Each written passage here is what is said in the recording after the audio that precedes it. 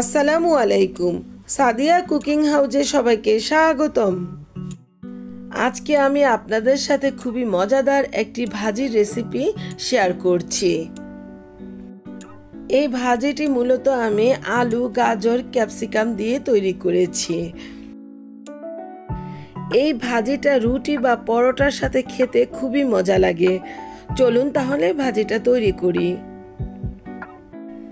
তো চুলায় একটা প্যান বসালাম। প্যানের মধ্যে সামান্য পরিমাণ তেল দিলাম, অতিরিক্ত কোনো তেল দিব না, অল্প তেলেই ভাজিটা করে নিব। তারপর এখানে দিয়ে দিলাম হাফ কাপ পরিমাণ পেঁয়াজের কুচি। এই কুচিটা সফট হয়ে আসা পর্যন্ত অপেক্ষা করছি। পেঁয়াজের কুচিটা সফট হয়ে এসেছে। এবার এখানে দিয়ে দিচ্ছি হাফ চা চামচ পরিমাণ আদা বাটা। আরও দিয়ে দিচ্ছি হাফ চা চামচের একটু কম রসুন বাটা। এরপর দিয়ে দিচ্ছি স্বাদমতো লবণ। আদা রসুনের গন্ধটা দূর করার জন্য এগুলোকে একটু ভালোভাবে ভেজে নিতে হবে। তারপর দিয়ে দিলাম সামান্য পরিমাণ পানি আদা রসুনটাকে ভালোভাবে কষানোর জন্য। আমি যেহেতু গাজর আর ক্যাপসিকাম দিব এই ভাজিটার মধ্যে, সেজন্য আদা রসুনটাকে বেশ ভালোভাবে কষিয়ে নিতে হবে। এবার এখানে দিয়ে দিলাম হাফ চা চামচ পরিমাণ হলুদের গুঁড়ো এবং হাফ চা চামচ পরিমাণ লাল মরিচের গুঁড়ো। এবার মশলাটাকে বেশ ভালোভাবে কষিয়ে নিতে হবে। মশলাটাকে বেশ ভালোভাবে কষানোর পর এখানে দিয়ে দিচ্ছি হাফ কাপ পরিমাণ গরুর মাংস। এটা সিদ্ধ করে নিয়েছি। গরুর মাংস সিদ্ধ করাটা দেখাইনি, একটু লবণ দিয়ে এটাকে সিদ্ধ করে নিয়েছি। গরুর মাংসটা বেশ ভালোভাবে কষানোর পর দিয়ে দিলাম এখানে 1 কাপ পরিমাণ গাজর কুচি। এবার এই গাজর কুচিটাকে খুব ভালোভাবে কষিয়ে নিতে হবে। তারপর এখানে দিয়ে দিচ্ছি সিদ্ধ করে রাখা 2টা আলু, এভাবে হাত দিয়ে চটকিয়ে নিয়েছি। আপনারা ইচ্ছে করলে গাজরের মতো কুচি করেও দিতে পারেন। তো আলুটাকেও বেশ ভালোভাবে কষিয়ে নিচ্ছি। তারপর দিয়ে দিচ্ছি এখানে সবুজ ক্যাপসিকাম। এই ক্যাপসিকামটা আমার ফ্রোজেন করা ছিল। সবগুলো সবজি দেওয়ার পর এগুলোকে খুব নেড়ে চেড়ে বেশ ভালোভাবে কষিয়ে নিতে হবে। তারপর 5 মিনিট ঢাকনা দিয়ে ঢেকে রেখে দিব। 5 মিনিট পর ফিরে আসলাম। দেখুন ক্যাপসিকামটা থেকে কিন্তু সামান্য পরিমাণ পানি বের হয়ে এসছে। এই পানির মধ্যেই কিন্তু ভাজিটা কষানো হয়ে গেল।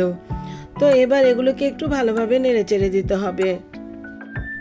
আলুগুলোকে একটু ভেঙে ভেঙে দিচ্ছি, এতে করে কিন্তু ভাজিটা বেশ আঠালো টাইপের হবে। এবার এখানে দিয়ে দিলাম হাফ কাপ পরিমাণ ধনেপাতা কুচি।